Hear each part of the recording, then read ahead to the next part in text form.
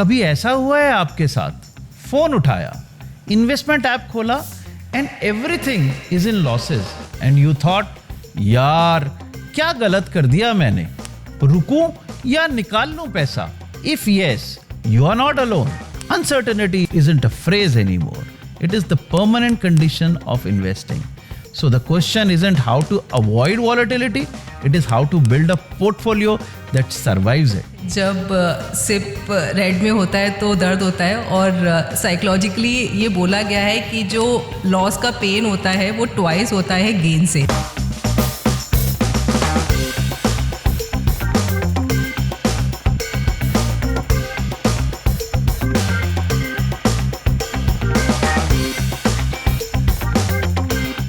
Gold हमें समझना पड़ेगा कि एक साइक्लिकल एसेट है। 80 से 89 के पीरियड में आप देखोगे ना, गोल्ड ने ज़ीरो रिटर्न दिया था। पिछले 5-6 सालों में जो गोल्ड ने रिटर्न दिया है ये 23% CAGR, क्या वो आगे 5 साल में मिलेगा हमें नहीं पता। फाइनेंशियल स्पेयर टायर असल में क्या है? आपका FD का पैसा इमरजेंसी फंड नहीं है, आपका सेविंग्स का पैसा इमरजेंसी फंड नहीं है। महंगाई, इन्फ्लेशन बहुत बड़ा इशू है और बहुत ही साइलेंट किलर है। अब टीना, मैं आपको एक नंबर दूंगा जो शायद हमारे व्यूअर्स को भी सीधा बैठने में के लिए मजबूर कर दे। 5 crore. I feel 5 crore is a number which somebody who will retire in 2045 would require. Investors सबसे बड़ी गलतियां कौन सी कर रहे हैं? सबसे बड़ी है पैनिक एग्जिट। दूसरा ये है थीमेटिक फंड्स बहुत पॉपुलर हो जाते हैं। थीमेटिक फंड्स अच्छा है, टैक्टिकल कॉल के लिए बहुत अच्छा है, बट इन्वेस्टर इतना इवॉल्व भी होना चाहिए, समझ में आना चाहिए कि भाई इसमें रिस्क बहुत ज़्यादा है। मार्केट की वोलेटिलिटी से आप परेशान ना हो, उसके शोर से परेशान ना हो। Question which everybody is thinking but nobody is talking aloud, is it a time to invest at all?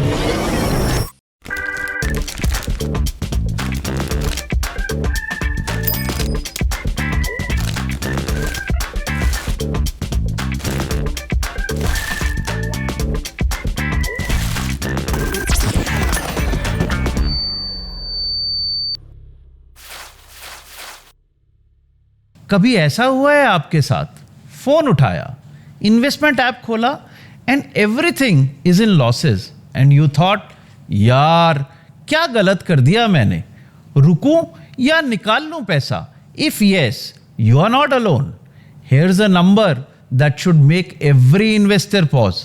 Between 2020 and 24, Indian equity markets swung from a 38% crash to a rally that nearly tripled the index from its March 2020 low and then pulled back over 15% from September 2024 peak, all within 5 years.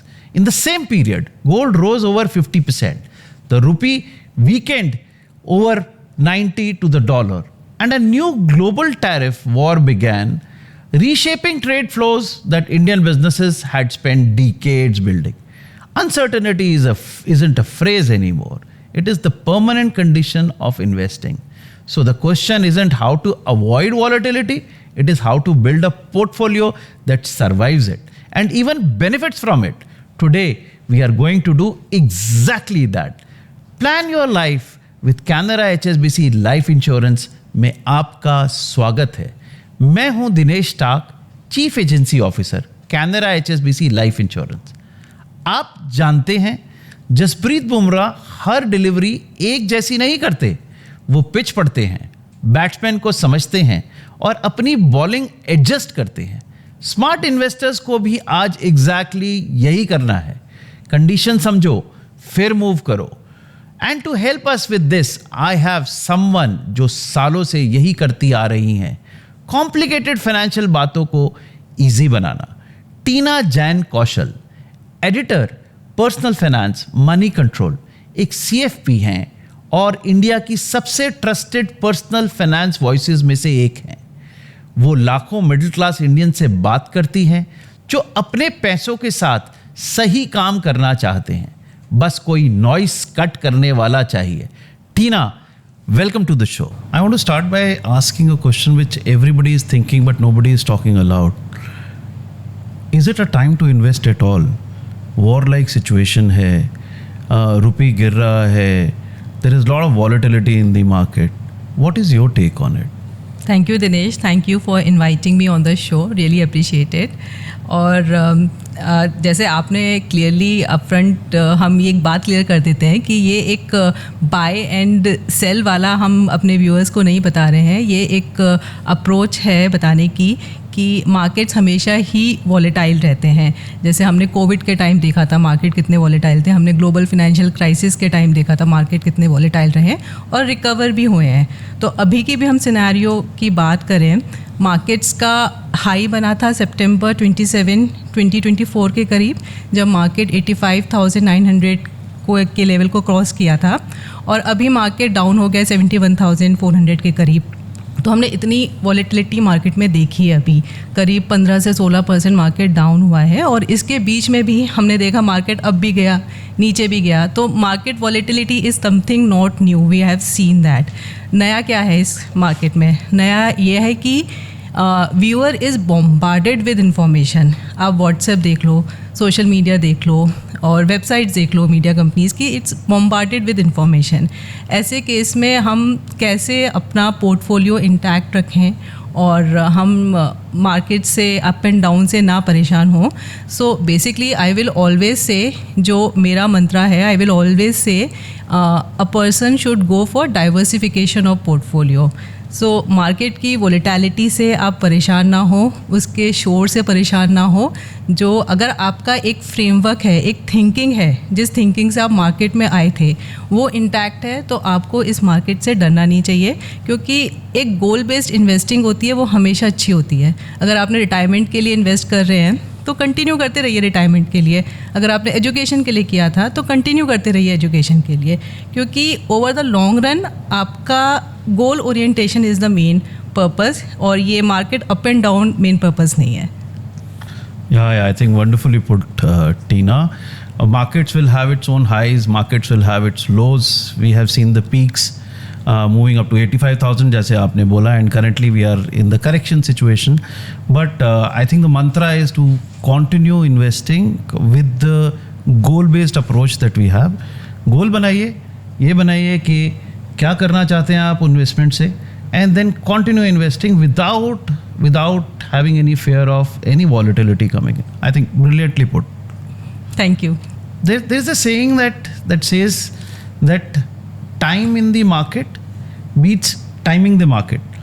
But people who have invested in maybe last 1.5 years from 2024 and invested through SIP, which we consider the best way of investing, their all SIPs looks very, very red right now.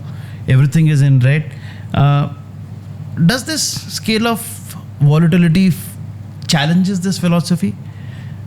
Certainly जब SIP red में होता है तो दर्द होता है, और psychologically ये बोला गया है कि जो लॉस का पेन होता है वो ट्वाइस होता है गेन से।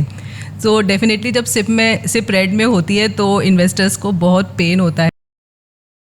आई विल से कि जो सिप इन्वेस्टर्स है जो अभी रिसेंटली आए हैं, जो स्पेशली जिन्होंने सिर्फ रेड ही देखा है, जो भी रिसेंट इन्वेस्टर्स हैं, जिन्होंने जैसे 27 का, जैसे मतलब 27 सितंबर 2024 में हाई था, वो हाई देखकर आए थे कि भाई इतना मार्केट है, I don't want to miss the bus further.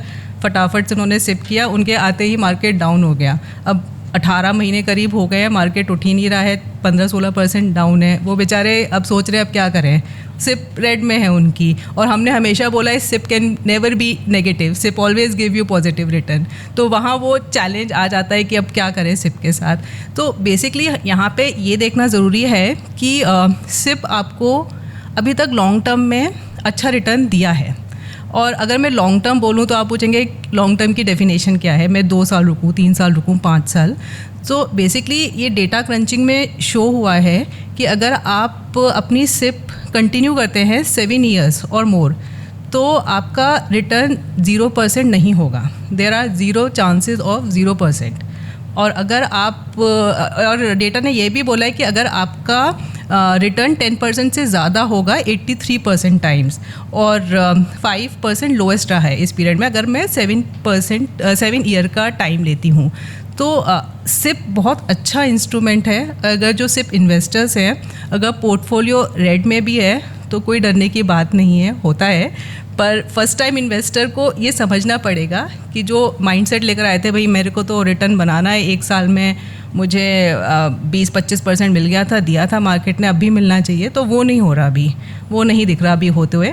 But थोड़ा पेशेंस रखिए, मार्केट रिकवर होंगे। हमने देखा मार्केट में टाइम करेक्शन आ चुका है और कितना मार्केट गिर चुका है। So it's a good opportunity to buy also, क्योंकि अगर सिप में आप अभी बाय करते हैं तो ज़्यादा यूनिट्स भी मिलेंगी, परचेज प्राइस कम हो गया है तो ज़्यादा यूनिट्स मिलेंगी, तो जब अप जाएगा मार्केट तो ज़्यादा गेन भी होगा। तो ये अच्छा टाइम है सिप इन्वेस्टर्स के लिए, पेशेंस रखें, क्योंकि ये मार्केट इन्फॉर्म्ड इन्वेस्टर से ज़्यादा पेशेंट इन्वेस्टर्स को रिवॉर्ड करता है। तो जो भी इस माइंडसेट के साथ आया है वो विनर रहेगा।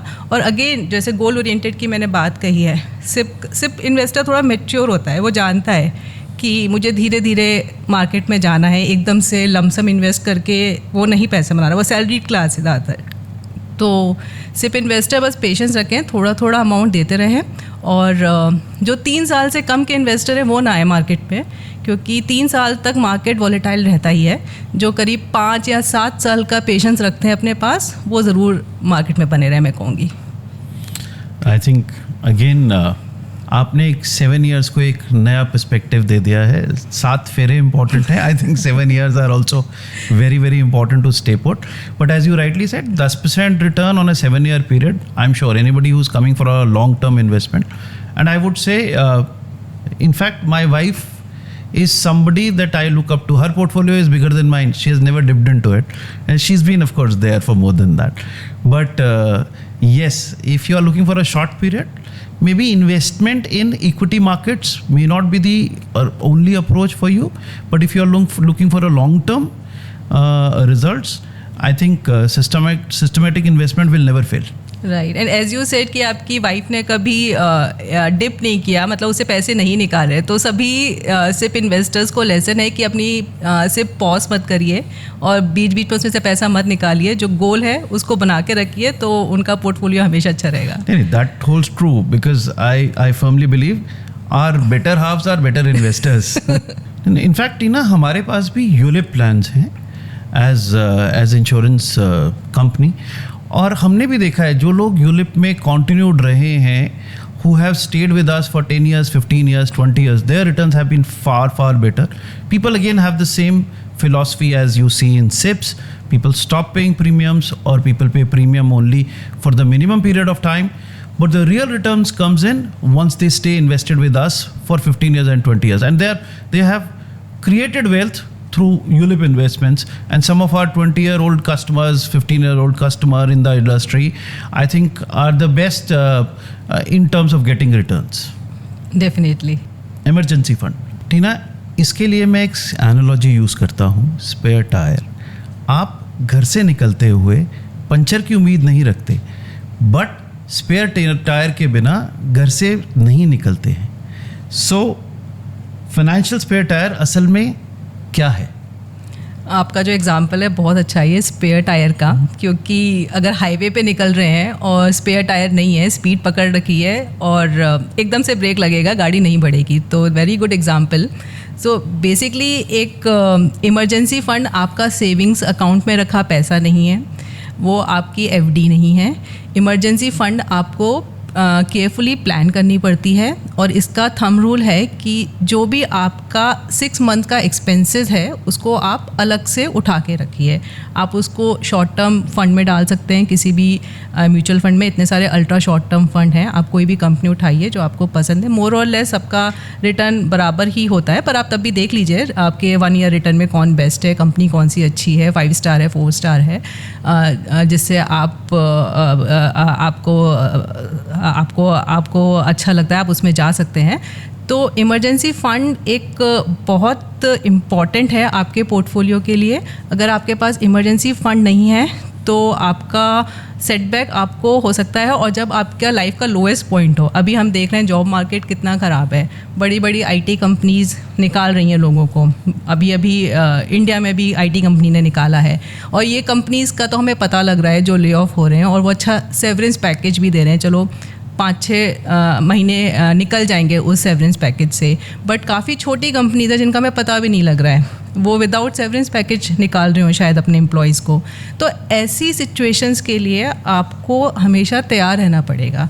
और ये केवल जॉब लॉस नहीं है, कुछ आप किसी का कुछ घर में प्रॉब्लम आ सकती है, पर्सनल प्रॉब्लम आ सकती है, और जॉब मार्केट में बहुत रीज़न होते हैं जिसके कारण जॉब छोड़ती है, हम जानते हैं। तो उस सिनेरियो को आपको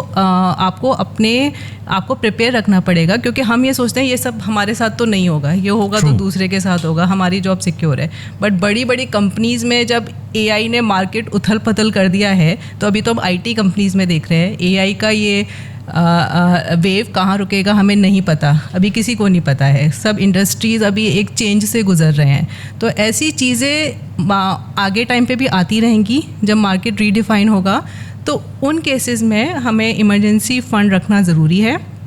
अगेन, आपका एफडी का पैसा इमरजेंसी फ़ंड नहीं है, आपका सेविंग्स का पैसा इमरजेंसी फ़ंड नहीं है। आपको बाकायदा बैठ के कैलकुलेट करना पड़ेगा, मेरे इसेंशियल्स क्या हैं, मेरे रेंट में कितना पैसा जा रहा है, मेरे बच्चों की फ़ीस में कितना पैसा जा रहा है, मेरे घर में कितने का राशन आता है। आप वो कैलकुलेट करेंगे। महीने का आप 6 एक्सपेंडिचर निकालिए, फिर 6 × 6 कर दीजिए, वो आपका इमरजेंसी फ़ंड है। और उसी को कैलकुलेट करने के बाद रखिए, सेट असाइड करिए। एफडी में कंफर्टेबल है एफडी में रखिए, लिक्विड फंड में कंफर्टेबल है लिक्विड फंड में रखिए। एफडी में बस ये होगा कि आप प्री मैच्योर अगर आपको निकालना पड़ेगा तो वो डिडक्शन हो जाता है, जो भी रेट होता है 1% यूजुअली बैंक कम देती है। और शॉर्ट टर्म लिक्विड फंड में ऐसा नहीं होता है, कोई डिडक्शन नहीं लगता है, जितना आपका पैसा होता है आपको वापस मिल जाता है। आजकल तो T+1 पे सारे फंड्स मिल जाते हैं, तो अवेलेबिलिटी भी, एक्सेस भी बहुत ईजी है। तो अगर गाड़ी हाईवे पे चलानी है, जैसा आपने कहा, स्पेयर टायर बहुत ज़रूरी है। आई थिंक स्पेयर टायर से ज़्यादा इम्पॉर्टेंट ये है कि हमारी लाइफ की गाड़ी चलती रहे। और जैसे आपने बताया, minimum 6 month is mandatory. It is a VUCA world, it is a BANI world now. And जैसे आपने बोला, एआई जिस तरीके से अभी बढ़ रहा है, and there will be of course impact not only in IT sector but all across, and we should be well prepared. As we always say, change is constant, so we must be prepared for change. Exactly. And 6 months is a good number for us. What will happen in 6 months is that from one job to another, sustainability, or even getting that financial stability in your mind that I have money in the bank, I don't have to look at what will happen tomorrow. That gives you a lot of clarity in life. So once this spare tire or that 6 months financial stability is in place, फिर क्या करें? And especially somebody who's starting with 10,000 or 20,000 investment, what is the best way for investing? So अगर emergency fund है और invest करने के लिए तैयार हैं, थोड़ा सरप्लस है, 10-15,000 अगर सरप्लस है, तो फ़र्स्ट ऑफ ऑल बहुत अच्छी बात है कि इन्वेस्टमेंट का डिसीजन ले लिया है, क्योंकि कुछ लोग तो सोचते ही रह जाते हैं कि इन्वेस्ट करना है। इन्वेस्टमेंट का डिसीजन बहुत ही डिले होता जाता है। तो the person who is ready to invest is the first step that he has taken, he और she has taken, and it's the right step. अब क्वेश्चन है उसको कहाँ इन्वेस्ट करें। तो इसमें डिपेंड करता है कि आपकी रिस्क प्रोफाइल क्या है। तो अगर रिस्क प्रोफाइल अगर एग्रेसिव है तो आप इक्विटी पोर्शन ज़्यादा रखिए, कंजर्वेटिव है तो इक्विटी पोर्शन कम रखिए, क्योंकि इक्विटी सबको समझ में नहीं आता, या तो समझिए, धीरे धीरे समझिए।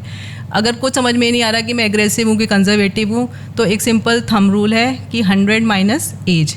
अगर आप 30 साल के हैं तो 100 - 30, 70% अपना इक्विटी में डाल दीजिए, 20% अपना फिक्स्ड इनकम में डाल दीजिए, और बाकी का 10% गोल्ड में डाल दीजिए। अब सेकंड क्वेश्चन आएगा कि ठीक है 70% इक्विटी में डालना है, बट फिर उसमें इक्विटी में कहाँ डालूँ? तो अगेन आपको एक लेवल और सोचना पड़ेगा, क्योंकि इक्विटी फंड्स में भी हमारे पास बहुत ऑप्शंस हैं। इक्विटी फंड्स में हमें सेबी ने बहुत अच्छा क्लासिफिकेशन करके दिया है। वो बोलते हैं इक्विटी में आपके फ्लेक्सी कैप फंड्स आते हैं, लार्ज कैप फंड्स आते हैं, मल्टी कैप फंड्स आते हैं, मिड एंड स्मॉल कैप आते हैं, स्मॉल कैप आते हैं। तो अगेन आप अपना जो इक्विटी पोर्टफोलियो है उसमें 50% लार्ज कैप में डाल दीजिए, 30% मिड कैप में डाल दीजिए, और 20% स्मॉल कैप में, क्योंकि लार्ज कैप आपकी पोर्टफोलियो को एक फाउंडेशन दे देगा, और 30% जो आपका मिड कैप है उससे थोड़ा आपको ग्रोथ मिल जाएगी। और 20% जो स्मॉल कैप है, वॉलेटिलिटी बहुत होती है स्मॉल कैप फंड्स में, बट रिटर्न भी अच्छा होता है। तो अगेन अगर पेशेंस है मार्केट में, रुकने का पेशेंस है और 7 साल तक रुक सकते हैं, 5 से साल तक रुक सकते हैं, तो स्मॉल कैप मैं कहूँगी आपके पोर्टफोलियो में होना चाहिए, क्योंकि जो एक्स्ट्रा ऑर्डिनरी ग्रोथ आती है वो कभी कभी पोर्टफोलियो को स्मॉल कैप से ही मिलती है। तो ये पोर्टफोलियो मैं बोलूँगी 70-20-10, और फिर आपका जो इक्विटी पोर्शन है उसको आप 50 लार्ज कैप में रखिए, 30 मिड कैप में रखिए और 20 स्मॉल कैप में।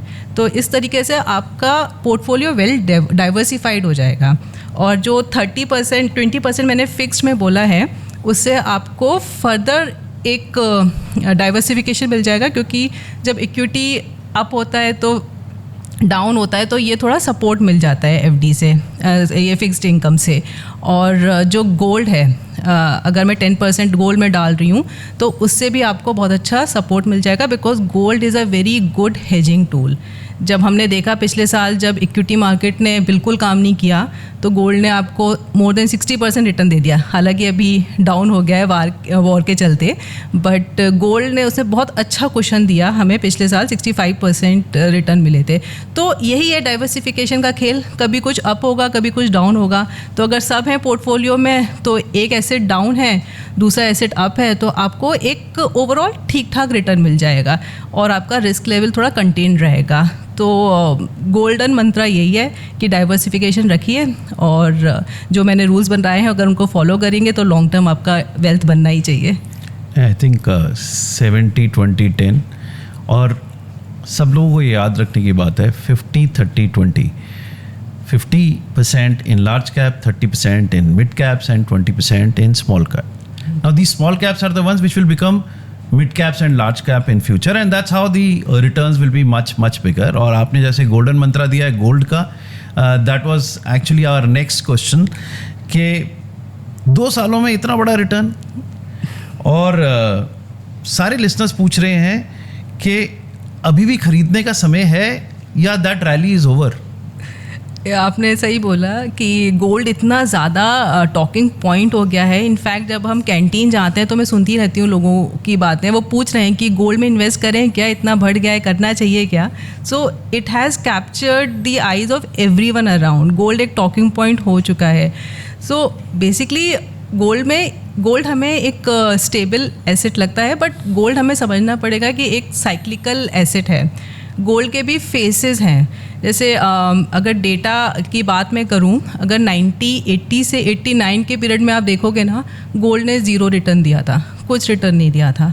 फिर 89 से 96 तक उसने करीब 12% दिया। फिर 96 से 2002 तक फिर अगेन उसका 0% रिटर्न चला। फिर एक दौर फ्लैट का आया। अब हम रिसेंटली देख रहे हैं कि पिछले 6 साल से गोल्ड बहुत अच्छा रिटर्न दिया है।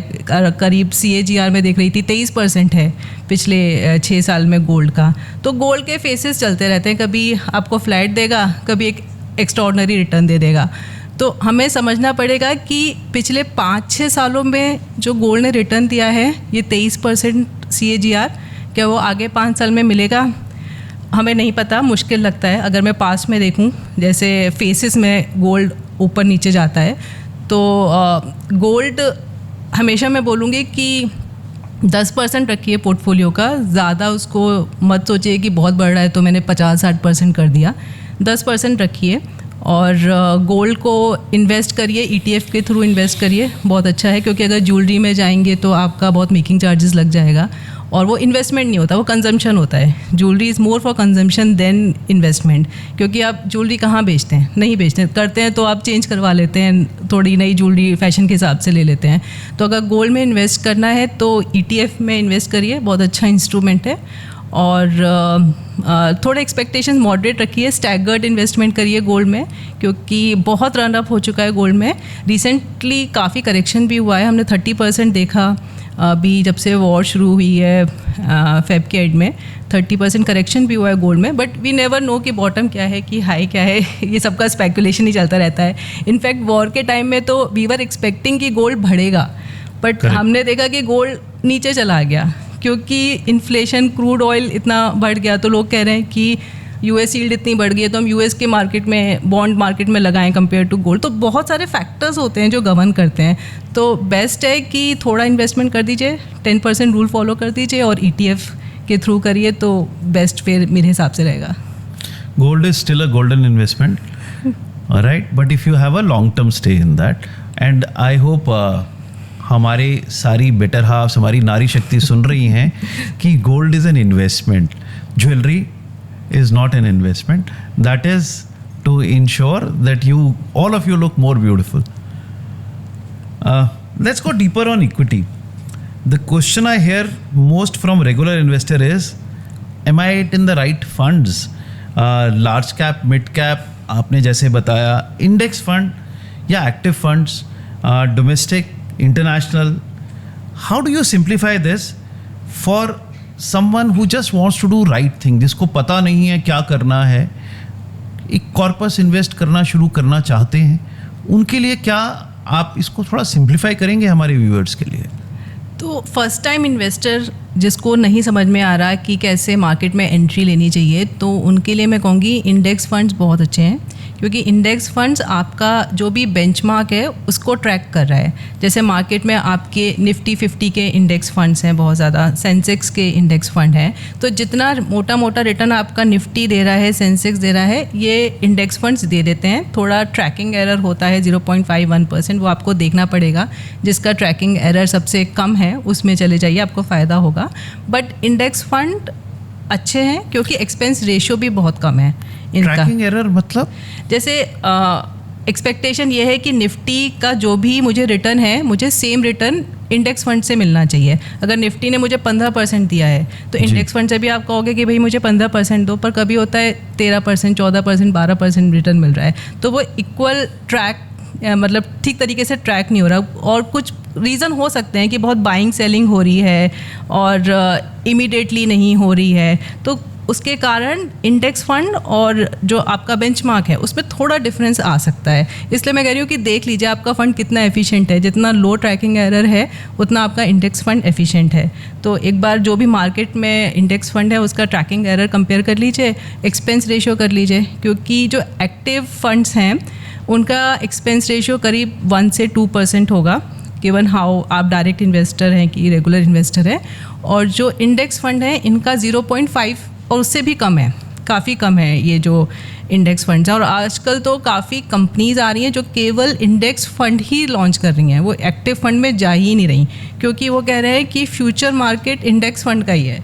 अगर हम US का मार्केट देखें तो 50 से ऊपर इंडेक्स फंड में ही इन्वेस्ट कर रहे हैं, वो नहीं जा रहे एक्टिव फंड में. बट इंडिया मार्केट अभी इवॉल्व हो रहा है, इसलिए active funds are more than passive. But over the years passive fund भी बहुत बढ़ गए इंडिया में. तो फर्स्ट टाइम इन्वेस्टर के लिए I will say index is good to start with.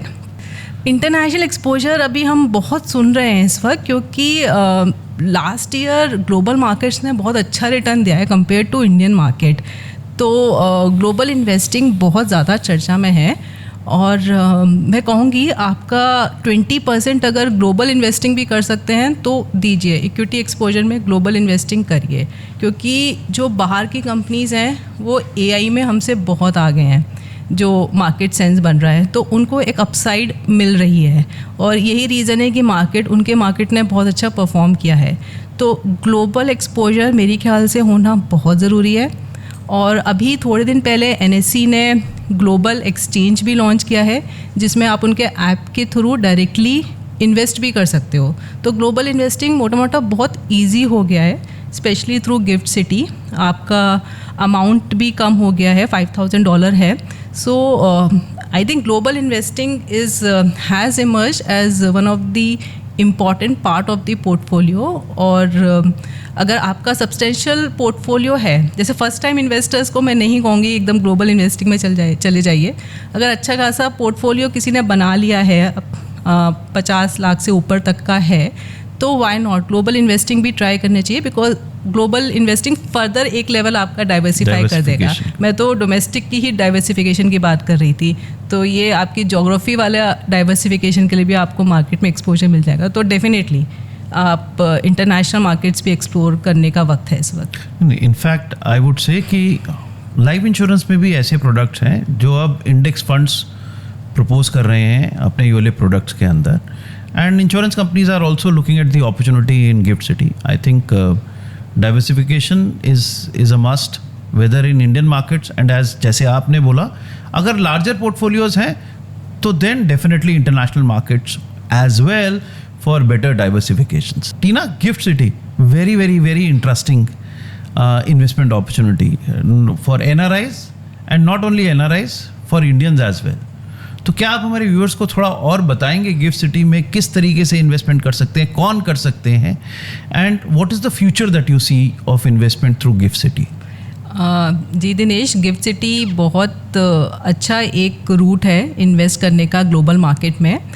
जो करेंटली हमारे पास ऑप्शंस हैं वो जो ऑप्शंस हैं हमारे ब्रोकर्स हैं, काफ़ी हमें ग्लोबल इन्वेस्टमेंट का ऑप्शन दे रहे हैं, but they have tie up with the international brokers. जैसे काफ़ी प्लेयर्स हैं मार्केट में, तो उनका गिफ्ट सिटी के थ्रू नहीं जा रहा है. They have some partnership with the international broker और वो LRS के थ्रू मनी जाता है. हमारा रुपी जो भी डॉलर में या कोई भी करेंसी जिसमें हम इन्वेस्ट कर रहे हैं उसमें कन्वर्ट होता है और फिर वहाँ बाहर मार्केट में इन्वेस्ट होता है.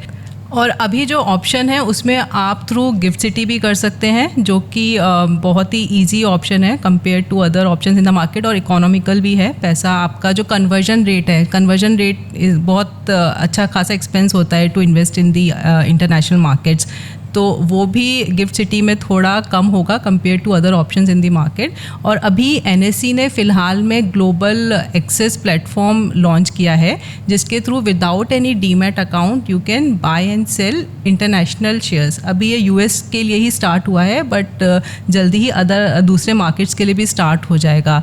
और इसमें अगेन आपको देखना पड़ेगा चार्जेस क्या हैं, बट द बेस्ट पार्ट है कि एक्सेसिबिलिटी बहुत इजी है. आपको बस अपना ऐप डाउनलोड करना है and you are good to go with the global investment. तो हाँ, ग्लोबल इन्वेस्टिंग बहुत इवॉल्व हो रही है और गिफ्ट सिटी बहुत अच्छा रूट बन के सामने आ रहा है. और आप देख रहे हैं कि कितनी कंपनीज लॉन्च कर रही हैं प्रोडक्ट्स, इंश्योरेंस में कर रही हैं, म्यूचुअल फंड में कर रही हैं, क्योंकि लोगों को पता है कि ये मार्केट आगे जाके बड़ा होना ही है. तो इंटरनेशनल मार्केट के लिए गिफ्ट सिटी बहुत अच्छा रूट है इन्वेस्ट करने के लिए. Thank you for explaining it so well for our viewers.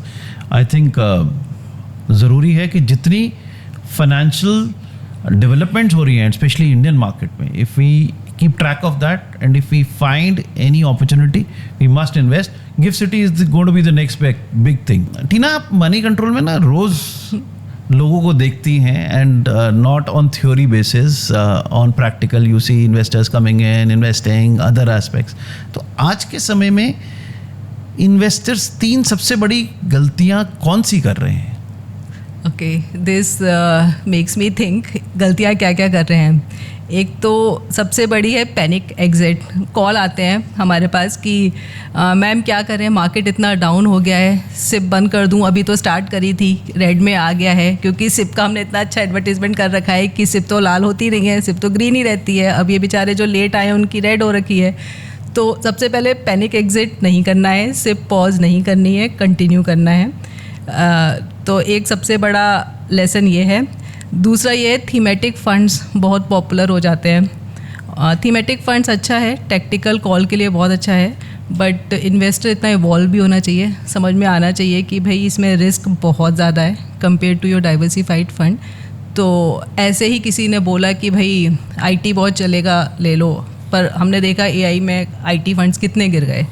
तो ऐसे ही ब्लाइंडली कोई कॉल नहीं ले सकते, बिकॉज मार्केट्स मिनट पे चेंज हो सकते हैं. तो आप सोचो आपने कॉल ली है, बहुत अच्छी कॉल है, हमें नहीं पता है, we don't know how the markets will behave tomorrow.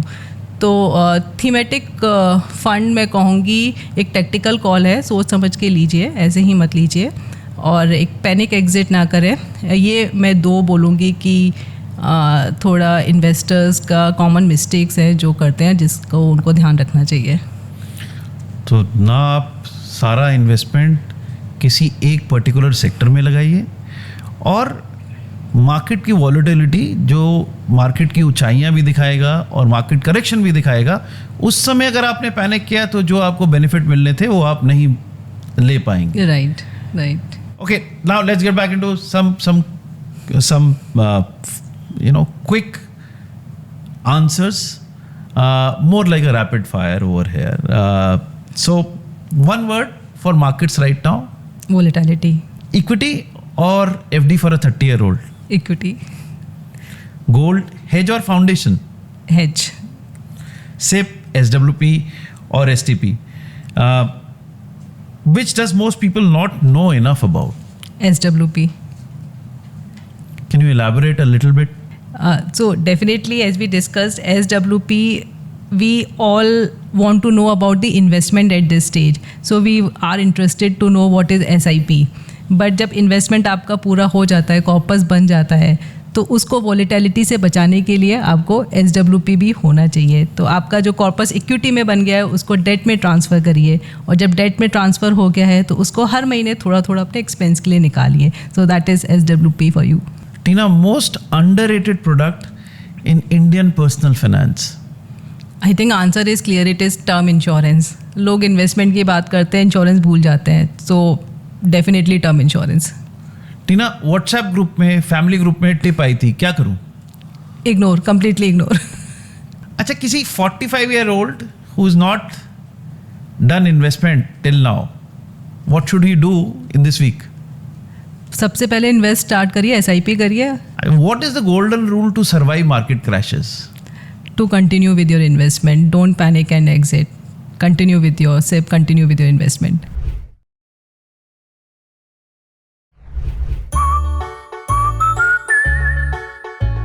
Canara HSBC Life Insurance. Promises का partner.